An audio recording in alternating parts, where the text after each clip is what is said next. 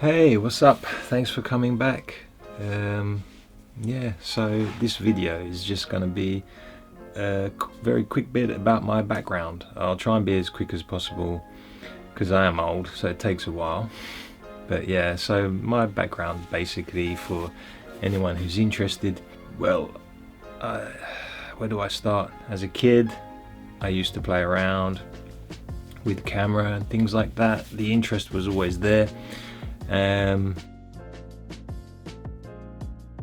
As a teenager, I started to make films with my friends. We used to do like Bruce Lee clone type films and things like that, just for fun, obviously, just for the enjoyment of doing it when you're a kid and you need something to do. So yeah, we did all of that. The footage still exists, so you never know, one day maybe you'll get a sneak peek, but probably not, because it might ruin my career now. And yeah, but I didn't take it seriously and didn't start studying and training to be a professional filmmaker until 2005, I believe, was when. So I was early 20s and I made the jump to, I went full on in and I started training with NIFA, the New York Film Academy. They had a London branch back then, so I was training there for a year. That was really good, and I was living in London for a few months as well, and that was really good fun. I was living with my girlfriend at the time and her friends in a house share. It was really cool.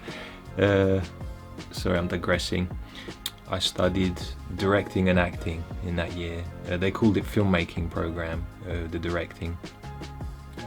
But you get a taste of everything else. But yeah, it was the directing and the acting program that I did then, and then things, I didn't, nothing came from that. I didn't get any job. I did a few like runner type jobs, nothing big.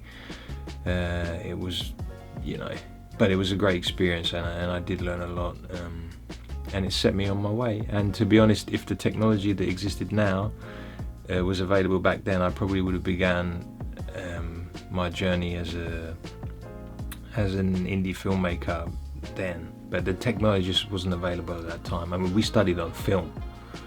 Things hadn't even gone digital. I remember they'd started a digital program at that time, and there was one guy in the digital program saying to me, "No, you guys are wasting your time. Everything's going to go digital." He said, like, next year there's going to be a film called Sin City come out, and everybody's going to go digital after that. And we were all like, yeah, whatever, mate. Nothing's ever going to replace film. It's been there forever. And of course, he was absolutely right. And so all our film training, the technical side, was completely lost. So yeah, he was right. Well done. That was what I did then. Nothing really came of it. I wanted to continue just to kind of be a part of that world. And I went to City Academy on and off for about a year, mainly doing acting training, because I didn't want to lose that skill, and it was very therapeutic to do as well. It was almost like when you're doing acting properly, it's almost like a meditation, because you're doing your best to completely zone out from everything else, and to just, at that moment, your life doesn't exist and you're in a certain situation, and you're right there in the moment, and it's almost like a meditation, and it's such a euphoric feeling when you get it right, regardless of what type of scene or role you're doing. When you're in the moment, it's I don't know where you describe it. It's a buzz. It's a lot of things, but I missed it, so I went to City Academy and continued to train there. And then I went back to the New York Film Academy when I moved to LA for the best part of 2012. I moved to LA and I studied only for 3 months intensive, but it was at the New York Film Academy in Universal Studios in Hollywood, and that was one of the best things that I ever did, because I went back primarily to study producing that time, but I also did some stage combat training, editing, screenwriting. I did a lot of screenwriting training, actually, additional to the New York Film Academy. And yeah, it was really good. Had some chances to brush up on a little bit of acting, nothing big, no big parts, just small, tiny little walk-on parts, but it was fun to do.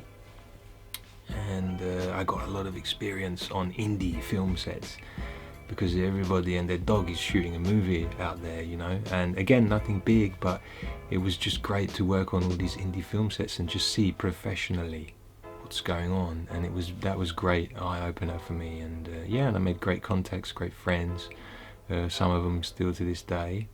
That's really nice, really good time. And also we did shoot as part of New York Film Academy. We shot on the backlots of Universal Studios, and they were there. The studios were there for us to tour and go around a lot, and we had access to all their prop department, which is a whole building. It's just a crazy, amazing experience, something that changed my life. And it was one of those ones where I remember I was driving down the freeway and I don't know, a bird flies past and it's like everything's in the right place. You're in the zone, like that bird was meant to fly past. You just every day was just flow state. It was brilliant, and so I knew I'd done the right thing. I was encouraged to come back and make some films, because I couldn't stay there. I didn't have a visa, and I was encouraged to go back to the UK and make some films. And people told me to do simple genre stuff because that was going to sell. In the B movie market, that people always have a market for those kind of, I guess you can call them safe films, where they're not too thought-provoking, they're not groundbreaking, but they're just enjoyable and you can binge them and you can have fun with them, And so this is the route that we went down, the route that was advised to me by my professional peers. And we ended up going down more of an action route, because I have a martial art background since I was a kid. Mainly it was, as a kid you learn karate. In the 80s as a kid, all you can learn is karate, and they had some kung fu schools or whatever, but not really, So it was just, you could learn karate and judo, and that was it. So that's what I did as a kid. But then as a teenager and as an adult, I started to do lots of kickboxing, and that was amazing. That was real fighting, and I learned, reality versus fantasy. And I also learned what parts of karate and judo were real and what parts weren't, but what parts were. And you put it all together, and it's you start to develop a fighting style, of your own. I don't mean like your own named fighting style, but I mean you start to put it together, what works for you, and you develop your own way of fighting.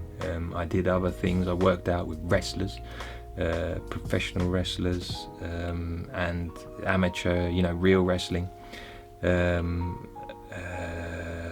jiu-jitsu, and I'd done my back end doing that, so but yeah, jiu-jitsu, Iaido. Me and my brother studied the Iaido for a couple of years there, intensive, because the instructor wanted you to go, you can't miss classes and stuff, and he was a great instructor, so he taught us very well, a lot of really good Iaido skills.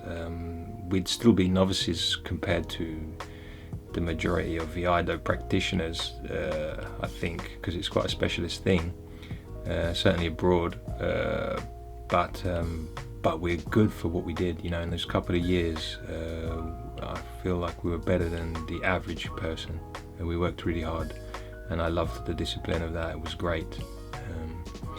If you're interested in learning a traditional martial art, I would recommend a weapons-based one, which is my personal opinion. But yeah, lots of different martial arts that I've done over the years as well. I've trained with Muay Thai guys, and I like that kind of stuff as well, because it's fun to get beaten up. So the martial arts was such a strong part of my life. The story you tell initially is part of who you are.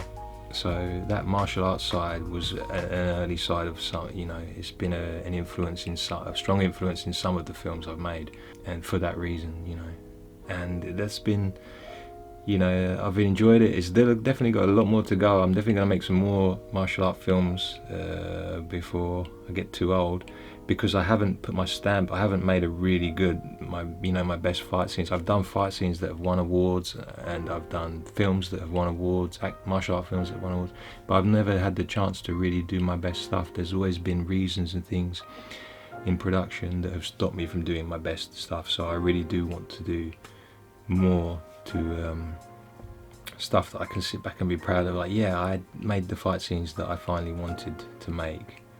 I think with me is that I'm a pretty good martial arts guy, and I can do pretty good martial arts action scenes, and I have a lot of experience as an actor.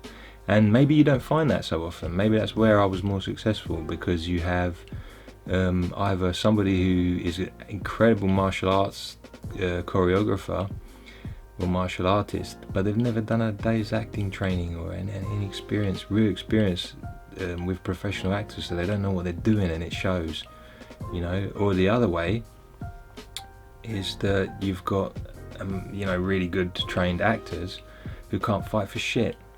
So it's like, I think I'm a kind of happy medium in that respect, and maybe that's where I was able to find success initially. So yeah, this could be that.